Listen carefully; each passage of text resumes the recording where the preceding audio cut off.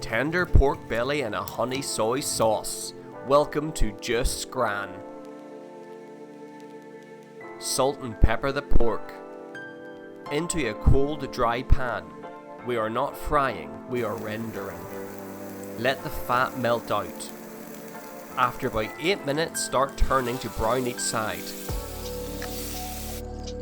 Once golden, into the air fryer for 8 minutes to finish. Now for the sauce. 1 teaspoon of rice wine vinegar, 1 tablespoon of light soy sauce, 1 tablespoon of honey. Stir.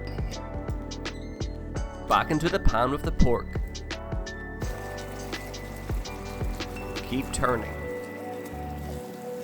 Let the sauce reduce and glaze. It should be sticky and glossy. And there you have it. Pork belly with honey soy sauce. Big flavour, small budget. If you enjoyed this, please like and subscribe.